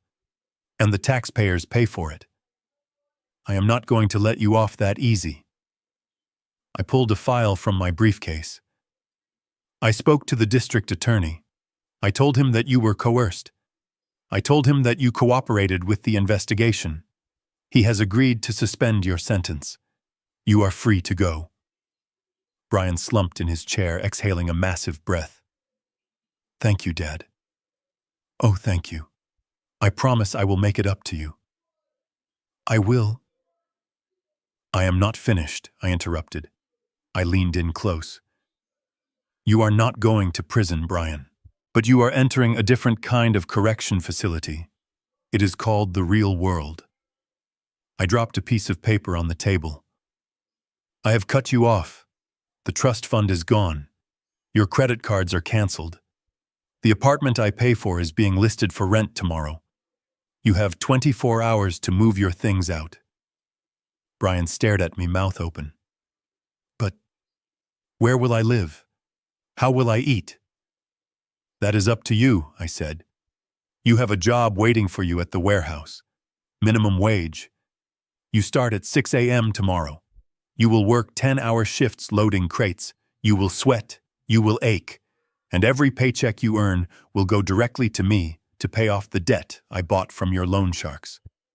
"But Dad," Brian stammered, "I can't live on minimum wage. I have expenses." "Then you will learn to cut them," I said. "I started with nothing, Brian. I scrubbed floors. I drove trucks. I built this empire with my own 2 hands. You wanted to inherit it without doing the work. Now you are going to learn exactly what that work feels like." I turned to the door. "You have a choice, Brian. You can show up at the warehouse tomorrow and start being a man, or you can run. But if you run, I will hand that video to the police and you will join Linda in a cell by sunset." I walked to the door. I paused and looked back at him. He looked small and broken. "I am doing this because I love you, son," I said softly. "I am saving you from yourself. Don't be late tomorrow. The trucks don't wait." I left the jail. The sun was shining outside. The air smelled of rain and asphalt. It was the smell of a new beginning. I had lost a wife and I had broken a son, but for the first time in years, I felt clean. The trial was over. The verdict was in. And now it was time to get back to work. It has been 6 months since I walked out of that county jail, leaving my son and my ex-wife to face the consequences of their greed. 6 months since I traded the suffocating silence of my Greenwich estate for the hum of an engine and the open road. I am currently parked on a ridge overlooking the Badlands in South Dakota. The sun is setting, painting the jagged rock formations in shades of purple and gold that no artist could ever hope to replicate. I am sitting in a folding chair, holding a tin mug of coffee. I am wearing a flannel shirt and jeans that are stained with a little bit of engine grease.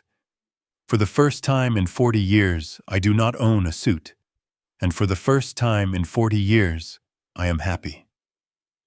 I sold the mansion. The sale closed 2 weeks after the arrests. I didn't even go back to pack.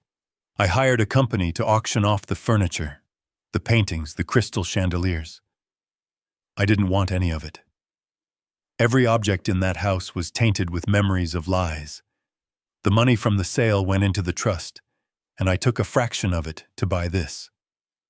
My new home is a 45-foot Prevost motor coach. It has a king-sized bed, a kitchenette, and a windshield the size of a movie screen. But the best feature is the steering wheel. If I don't like the view, I can change it. If I don't like the neighbors, I can leave. I am no longer a prisoner of my own status. Yesterday, I met someone. Her name is Catherine. She is 66 years old, a retired school teacher from Vermont. She is parked 2 spots down in a modest Airstream trailer. She walked over while I was struggling to connect my water line, and without saying a word, she handed me a wrench and showed me the trick to getting the seal tight. We drank coffee by her fire pit last night. She didn't ask me what I used to do for a living. She didn't glance at my watch to see if it was a Rolex. She didn't ask about my investment portfolio. She asked me what my favorite book was. She asked me if I had ever seen the redwoods in California. We talked for 3 hours, and not once did I feel the need to protect myself. Catherine has laugh lines around her eyes, deeply etched grooves that show she has spent a lifetime smiling. Linda had spent thousands of dollars erasing every line on her face trying to freeze time. Catherine wears her history proudly. Looking at her, I realized how starved I had been for something real. I haven't told her about my money. I haven't told her about the company I built, or the millions in the bank. To her, I am just Harold, a guy traveling the country, trying to figure out the second act of his life. And that is exactly who I want to be. Maybe tomorrow I will ask her if she wants to drive in a caravan to Yellowstone. Maybe she will say yes. Maybe she will say no, but whatever she says, it will be the truth. And that is a luxury I haven't been able to afford in a long time. I checked my email this morning. There was a notification from the payroll department of my old logistics company. It was a receipt for a garnishment of wages. Brian has been working at the warehouse for 6 months. He hasn't missed a shift. The supervisor tells me he looks tired and he has lost weight, but he shows up. He is loading trucks. He is sweating for his money. I didn't reply to the email. I just deleted it. I don't hate Brian anymore. I don't feel much of anything for him. He is on his own path now. Maybe the hard work will make a man out of him. Maybe it won't. But that is no longer my burden to carry. I gave him life and then I gave him a lesson. The rest is up to him. As for Linda, I heard through Leonard that she took a plea deal. She is serving 5 years in a minimum security facility upstate. I suppose she finally got what she wanted. A place where she doesn't have to work, where her meals are prepared for her, and where she is surrounded by people who are just as morally bankrupt as she is. The sun has dipped below the horizon now. The air is getting cold. I stand up and stretch. My back aches a little, but it is a good ache. It is the ache of living, not the ache of decaying. I pour the rest of my coffee onto the ground, a small libation to the man I used to be. Harold, the CEO, is dead. He died in that house along with his illusions. The man standing here is just Harold. I look at the keys in my hand. I have a full tank of gas. I have a map with 100 circled destinations. I have a new friend who likes black coffee and books. I realized something profound out here on the road. I spent 50 years building a fortress of money to keep the world out, but I ended up locking myself in with the wrong people. I thought wealth was freedom, but it was just a golden cage. I put the key in the ignition, and the engine roars to life. It sounds like a heartbeat, strong, steady, unstoppable. I lost a fake family to find myself. The price of 50 years of labor for the ultimate betrayal was expensive. It cost me my heart, my trust, and my home. But looking at this endless horizon under a blanket of stars, I realized that the ledger is finally balanced. Because freedom at 69 is priceless. This is Harold Vance signing off. If you are listening to this and you feel trapped by the people who claim to love you, remember my story. Check the locks. Check the bank accounts. But most importantly, check your own happiness. It is never too late to drive away. Thank you for listening.